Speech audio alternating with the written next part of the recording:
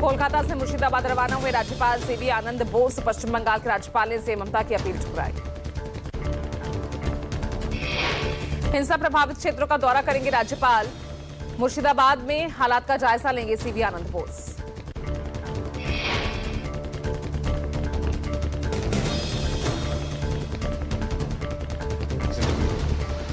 Only then I'll be able to make up my mind on the future course of action and give reports to whoever is concerned to implement things. I will certainly have an objective view about the matter, and now that the central forces are also there, situation has been brought under control. Now what we should do is to do the mopping up operation and also take further steps to prevent such instances in future. राज्यपाल के मुर्शिदाबाद पहुंचने से पहले सुरक्षा व्यवस्था के चाक चौबंद इंतजाम किए गए। वक्त कानून के विरोध में प्रदर्शन के बाद भड़की हिंसा से प्रभावित हिंदू परिवार राहत शिविर में रह रहे। राष्ट्रीय महिला आयोग की अध्यक्ष विजया रहाटकर हिंसा प्रभावित क्षेत्रों में स्थिति का जायजा लेने के लिए मालदा पहुंचे।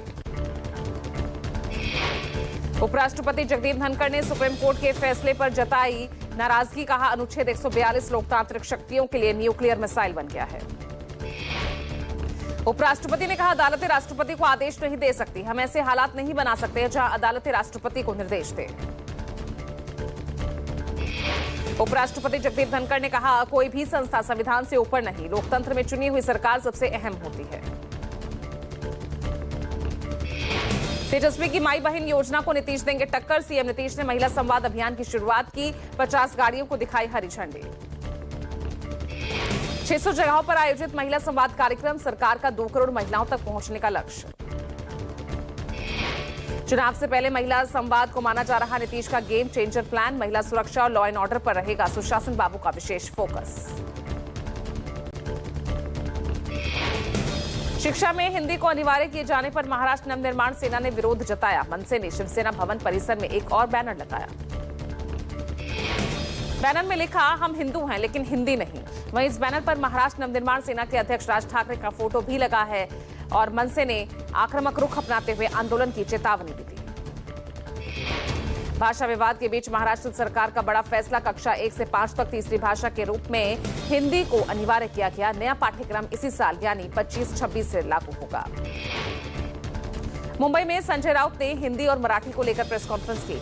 महाराष्ट्र में हिंदी राजभाषा है लेकिन मराठी को अनिवार्य किया जाना चाहिए। संजय राउत का बयान। कहा मुख्यमंत्री को माई मराठी पर ध्यान देना चाहिए। सिर्फ कागजों पर मराठी अनिवार्य करने से कुछ नहीं होगा। संजय राउत ने बीजेपी पर बोला हमला। कहा मराठी के पक्ष में नहीं बोलते बीजेपी नेता। महाराष्ट्र की स्थापना में इन लोगों का कोई योगदान नहीं। मोदी और शाह को अंग्रेजी आती नहीं इसलिए हमारे ऊपर हिंदी ना थोपे। जहां हिंदी बोली नहीं जाती वहां जबरन हिंदी लागू मत करो। इसे हिंदी मत सिखाओ, गुजराती को सिखाओ। मराठी वर्सेस हिंदी भाषा को लेकर राज ठाकरे की बड़ी बैठक है। इस बैठक में मराठी वर्सेस हिंदी भाषा के बढ़ते विवाद पर राज ठाकरे अपने नेताओं से बातचीत कर रहे हैं। आगे की रणनीति पर कैसे बढ़ना है उसी पर यह बैठक। राज ठाकरे हिंदी भाषा को स्कूलों में अनिवार्य करने का विरोध कर चुके हैं। राजनाथ सिंह आज छत्रपति संभाजीनगर में महाराणा प्रताप की प्रतिमा का अनावरण करेंगे। सीएम फडणवीस समेत राज्य बीजेपी के बड़े नेता मौजूद रहेंगे। पटना में गुरुवार को हुई इंडिया गठबंधन की अहम बैठक। सीएम फेस के लिए आरजेडी नेता तेजस्वी यादव के नाम पर नहीं बनी सहमति।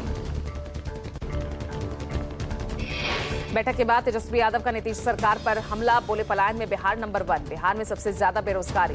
बिहार में सबसे ज्यादा भ्रष्टाचार। बिहार विधानसभा चुनाव से इंडिया गठबंधन की हुई पहली बैठक पर बोले कांग्रेस प्रदेश अध्यक्ष राजेश राम। कहा हमने सभी मुद्दों पर बहुत गंभीरता से निर्णय लिया। तेजस्वी के समन्वय में हम पूरी मजबूती से चुनाव लड़ेंगे। इंडिया गठबंधन बैठक के बाद वीआईपी नेता मुकेश साहनी ने कहा हम साथ मिलकर लड़ेंगे। हर पार्टी से 2-2 नेता तेजस्वी यादव के नेतृत्व में कोऑर्डिनेशन कमेटी का हिस्सा होंगे। इंडिया गठबंधन की हुई बैठक पर बीजेपी नेता और राज्य के डिप्टी सीएम सम्राट चौधरी ने तंज कसा। कहा महागठबंधन को पिछले 3 चुनाव से नीतीश कुमार के नेतृत्व में लगातार हराने का काम होता रहा। आगे भी ये लोग हारते रहेंगे। महागठबंधन की बैठक के बाद बोले आरजेडी नेता मृत्युंजय तिवारी। कहा बीजेपी अपनी पार्टी और अपना गठबंधन बचाए। एनडीए की नाव टूटने वाली। बीजेपी अपनी पार्टी और अपना गठबंधन बचाए वहां भगदड़ मचने वाली है। एनडीए की नाव डूबने वाली है। एनडीए की नैया डूबता देख कई सहयोगी दल इधर पाला बदलने वाले हैं। इंडिया गठबंधन महागठबंधन में आने वाले। मृत्युंजय तिवारी ने कहा उनके कई सहयोगी एनडीए की नाव डूबता देख महागठबंधन में आने वाले हैं। तेजस्वी यादव को जनता ने मुख्यमंत्री के रूप में स्वीकार कर लिया है। वक्फ कानून पर सुप्रीम कोर्ट का स्टे नहीं, लेकिन सरकार से 7 दिन में मांगा जवाब। 5 मई को सुनवाई तक वक्फ संपत्ति में बदलाव नहीं, मुस्लिम पक्ष ने तय किए अपने 5 वकील। सुप्रीम कोर्ट ने कहा अगली सुनवाई तक वक्फ संपत्ति की स्थिति में कोई बदलाव नहीं होगा। वहीं मुस्लिम पक्ष ने अपने 5 वकील तय किए। सुप्रीम कोर्ट के वक्फ कानून पर आए अंतरिम आदेश के बीच कांग्रेस का केंद्र पर बड़ा प्रहार। कहा सरकार जिस कानून को सुधार बता रही वो कानून अधिकारों पर प्रहार है। कांग्रेस सांसद इमरान प्रतापगढ़ी ने कहा अंतरिम राहत के लिए मैं सुप्रीम कोर्ट का शुक्रगुजार हूं। कहा फैसले से पता चलता है ये कानून संविधान के खिलाफ बनाया गया, ये संविधान की जीत है, किसी पक्ष की नहीं। एआईएमआईएम सांसद असदुद्दीन ओवैसी ने कहा सुप्रीम कोर्ट ने अंतरिम राहत दी है। ओवैसी ने कहा इस कानून को हम असंवैधानिक और काला कानून मानते हैं। आप नेता मानतुल्लाह खान ने कहा मैं सुप्रीम कोर्ट जजेस अधिवक्ताओं का शुक्रगुजार हूं जिन्होंने धर्म से ऊपर उठकर देश की रक्षा करने में हमारी मदद की। कांग्रेस नेता और पूर्व केंद्रीय मंत्री सलमान खुर्शीद ने वक्फ कानून पर दिए अंतरिम राहत को फौरी बताया। कांग्रेस नेता ने वक्फ कानून का बचाव करते हुए कुछ प्रावधानों पर रोक लगनी चाहिए, न कि पूरे कानून पर। जम्मू कश्मीर के मुख्यमंत्री उमर अब्दुल्ला ने सुप्रीम कोर्ट के फैसले का स्वागत किया। उमर ने उम्मीद जताई कि कोर्ट का आखिरी फैसला मुस्लिम समाज में वक्फ कानून को लेकर पैदा हुई परेशानियों को खत्म करेगा। वक्फ कानून पर सुप्रीम कोर्ट की टिप्पणी पर बीजेपी नेता मोहसिन रजा, उन्होंने कहा कोर्ट ने कानून पर किसी तरह की रोक नहीं लगाई। सुप्रीम कोर्ट ने कानून को लेकर कोई नई बात नहीं खड़ी। दिल्ली में गुरुवार को दाऊदी बोहरा समुदाय के एक प्रतिनिधिमंडल ने प्रधानमंत्री मोदी से मुलाकात की। बोहरा समाज ने वक्फ संशोधन कानून के लिए प्रधानमंत्री मोदी का आभार व्यक्त किया। सीएम रेखा गुप्ता आज दिल्ली वासियों को देंगी बड़ी सौगात। सीएम रेखा और परिवहन मंत्री doctor Pankaj Singh 250 electric buses को हरी झंडी दिखाएंगे। 22 अप्रैल को 250 से ज्यादा नई इलेक्ट्रिक बसेस डीटीसी की फ्लीट में जुड़ेंगी। आपको बता दें ये सभी एयर कंडीशनड बसेस होंगी और इनमें 250 बसों में से 150 से ज्यादा 9 मीटर लंबी वाली मिनी इलेक्ट्रिक बसेस हैं। दिल्ली में जलभराव वाली जगहों का मुख्यमंत्री रेखा गुप्ता ने निरीक्षण किया। सीएम ने Minto bridge, WHO building, ITO का निरीक्षण किया। मुख्यमंत्री रेखा गुप्ता के साथ पीडब्ल्यूडी मंत्री परवेश वर्मा भी मौजूद रहे। पिछले साल दिल्ली में जलभराव के चलते हुई थी दर्जन भर से ज्यादा मौतें। नालों की डिसिल्टिंग के लिए बनाई गई कार्य योजना। दिल्ली के जलभराव वाले क्षेत्रों में नोडल ऑफिसर की नियुक्ति होगी। नालों की मैपिंग के साथ ही जलभराव वाली जगहों पर 24 घंटे पंप की उपलब्धता बनी रहेगी। पटना के कई इलाकों में एक पोस्टर से सियासी तापमान बढ़ा। इस पोस्टर में नीतीश कुमार का चेहरा है, जबकि उसके चारों तरफ भ्रष्टाचार, बेरोजगारी, महिला उत्पीड़न को दिखाया गया। राजस्थान में 4 नए कानून लागू। 4 कानूनों में राजस्थान लोकतंत्र सेनानी सम्मान विधेयक, राजस्थान विश्वविद्यालय विधियां संशोधन विधेयक और राजस्थान विधियां निरसन अधिनियम शामिल है। बीजेपी सांसद अनुराग ठाकुर ने नेशनल हेराल्ड केस में सोनिया राहुल के खिलाफ चार्जशीट पर तंज कसा। कहा चार्जशीट के बाद शोर मचाने वाली पार्टी को साफ सूंघ गया है। एक राष्ट्र एक चुनाव को लेकर जल्द ही वेबसाइट लॉन्च की जाएगी, जिस पर आम लोगों की इस कानून को लेकर राय मांगी जाएगी। इस मामले पर गठित जेपीसी के अध्यक्ष पीपी चौधरी ने जानकारी दी। यमुना सफाई पर पीएम मोदी ने की बैठक। पीएम ने यमुना सफाई पर समीक्षा बैठक बुलाई। सफाई के लिए एजेंसियों की कार्य योजना की समीक्षा की गई। केशव प्रसाद मौर्य का सपा, बीएसपी और कांग्रेस पर हमला। ट्वीट कर कहा ये तिकड़ी एक ही थैले के चट्टे बट्टे। दिल्ली सरकार में मंत्री मनजिंदर सिंह सिरसा ने गुरुवार को गाजीपुर लैंडफिल साइट का दौरा किया। सिरसा ने कहा कूड़ा हटाने का काम अब एक की बजाय 2 ठेकेदार करेंगे। बेटी की सगाई में झूम के नाचे अरविंद केजरीवाल और सीएम मान। संग शंग्रीला होटल में कल रात हुआ फंक्शन। वीडियो में मान और केजरीवाल ने डांस किया। आज कपूरथला हाउस में शादी। दिल्ली के सीलमपुर इलाके में युवक की हत्या। 17 साल के कुणाल की चाकू से कूटकर हत्या। विशेष समुदाय के 5 लड़कों पर हत्या का आरोप है। पुलिस ने शव को पोस्टमार्टम के लिए भेजा। इलाके में तनाव, पुलिस अर्धसैनिक बलों की तैनाती। दलित युवक की हत्या को लेकर सीलमपुर पहुंचेंगे बीजेपी सांसद मनोज तिवारी। पीड़ित परिवार से मिलेंगे और एक्स पर पोस्ट कर इस बात की जानकारी दी। मनोज तिवारी ने कहा सीनियर पुलिस अधिकारियों से संपर्क में हूं, अपराधी चिन्हित कर लिए गए हैं, जल्द ही गिरफ्तारी होगी। कुणाल की हत्या के विरोध में सीलमपुर में गुस्से में लोग सड़कों को अवरुद्ध किया। पुलिस अधिकारी मौके पर मौजूद। दिल्ली के सीलमपुर में स्थानीय लोगों ने न्याय की मांग करते हुए प्रदर्शन किया। पुलिस ने मृतक की पहचान कुणाल के रूप में की है और जांच चल रही है। दिल्ली की पूर्व सीएम आतिशी ने एक्स पर पोस्ट किया, कानून व्यवस्था को लेकर बीजेपी पर साधा निशाना। आतिशी ने तंज कसा, कहा सीलमपुर में 17 साल के युवक की हत्या दिल्ली में बिगड़ती हुई कानून व्यवस्था का उदाहरण है। आतिशी ने पूछे सवाल, क्या कर रही है डबल इंजन की सरकार और गृह मंत्री अमित शाह की दिल्ली पुलिस।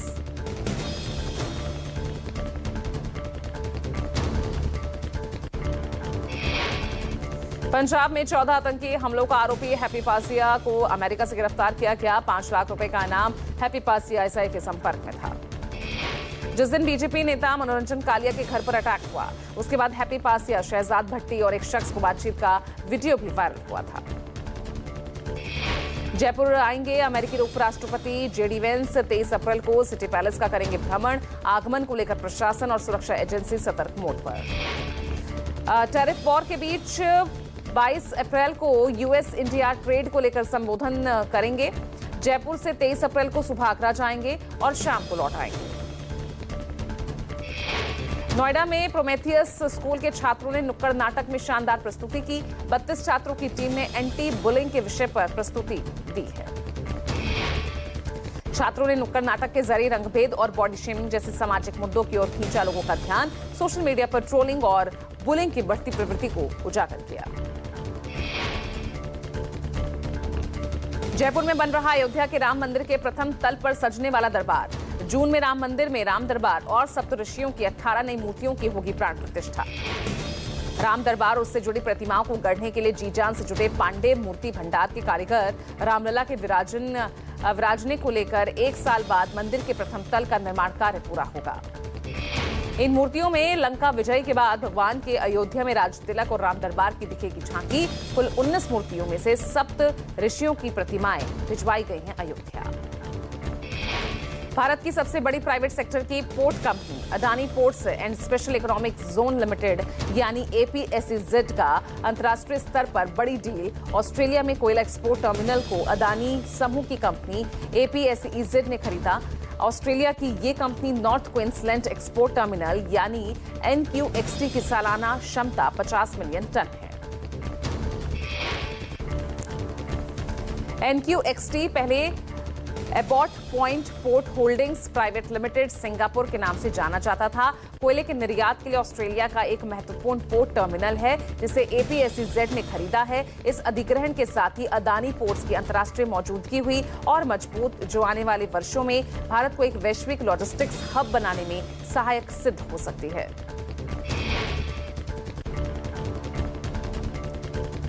क्वींसलैंड में स्थित ये टर्मिनल हर साल 5 करोड़ टन कोयला निर्यात कर सकता है। एपीएसईजेड का दावा है कि इस अधिग्रहण से उसे 2029-30 तक अपनी क्षमता को दोगुना कर 1 अरब टन सालाना करने के लक्ष्य को जल्द हासिल करने में मदद मिलेगी। वर्तमान में एपीएसईजेड के पास जितने बंदरगाह हैं, उनकी क्षमता कुल मिलाकर लगभग 50 करोड़ टन है। यूपी के बुलंदशहर से ट्रैक्टर चोर भुवनेश उर्फ अंकुर को पुलिस ने मुठभेड़ के दौरान गिरफ्तार किया। मुठभेड़ में घायल भुवनेश को इलाज के लिए भेजा गया। आरोपी भुवनेश के पास से तमंचा और कारतूस बरामद हुआ। बीते दिनों 8 मुकदमों में आरोपी भुवनेश ने अपने साथियों के साथ कोतवाली देहात क्षेत्र से ट्रैक्टर चुराया था। अजमेर में दिल दहला देने वाली वारदात सामने आई। युवक ने गर्लफ्रेंड से शादी में रोड़ा बनी पत्नी की हत्या कर दी। आरोपी ने प्रेमिका को कॉल कर कहा, प्लानिंग के अनुसार मर्डर कर दिया। राजस्थान के झुंझुनू जिले के पिलानी में बीआईटीएस की प्रोफेसर में उनसे 7 करोड़ 67 लाख की साइबर ठगी मामले में बड़ी कार्रवाई। सीबीआई ने ऑपरेशन चक्र 5 के तहत 4 साइबर ठगों को गिरफ्तार किया। बिहार में अररिया फॉरबिसगंज खनन विभाग की टीम पर रामपुर में हमला हुआ। 4 पुलिसकर्मी घायल, जब्त ट्रैक्टर छुड़ा कर ले गए उपद्रवी। बिहार के कैमूर जिले के रामगढ़ में युवक की हत्या की गुत्थी सुलझी। पत्नी के आशिक ने ही कराई थी हत्या। आरोपी आशिक गिरफ्तार। हत्या के लिए यूपी से बुलाए गए थे शूटर्स। गिरफ्तार आरोपी के पास से पिस्टल का मैगजीन बरामद हुआ। 11 अप्रैल की रात को युवक को मारी गई थी 6 गोलियां। राजस्थान जोधपुर में माता पिता बने हैवान। माता पिता ने अपनी 2 बेटियों सहित देवरिया के भलुईनी में लापता हुआ 9 साल का छात्र। परिजनों की तहरीर पर मुकदमा दर्ज कर छात्र की तलाश में जुटी पुलिस। परिजन ने छात्र की गुमशुदगी पर दर्ज कराया अपहरण का केस। पुलिस ने लापता छात्र की तलाश के लिए अलग से 3 टीमें लगाई। पिछले 4 साल से स्क्रीन पर नहीं दिखी हेमा मालिनी। हेमा ने कहा, आज की फिल्म में नहीं हो पाऊंगी फिट। दिव्यांका से तलाक की खबरों पर विवेक का रिएक्शन। बोले, हम ऐसी बेतुकी बातों को नजरअंदाज करते हैं। पहली बार रजनीकांत के साथ नजर आएंगे आमिर खान। कुली में कैमियो रोल से साउथ इंडस्ट्री में डेब्यू करेंगे। सिकंदर की ट्रोलिंग पर अक्षय ने सलमान को किया सपोर्ट। एक्टर ने ट्रोलर्स को फटकार लगाई, कहा टाइगर जिंदा है और हमेशा रहेगा। पलक तिवारी के साथ डेटिंग पर इब्राहिम ने तोड़ी चुप्पी। इब्राहिम बोले, वो मेरी बहुत अच्छी दोस्त है, अफवाहें गलत। पेटीएम के सीईओ विजय शर्मा ने 2.1 करोड़ ESOPs छोड़े। सेबी ने अगस्त 2024 में नोटिस भेजा था। नियमों के उल्लंघन का आरोप था।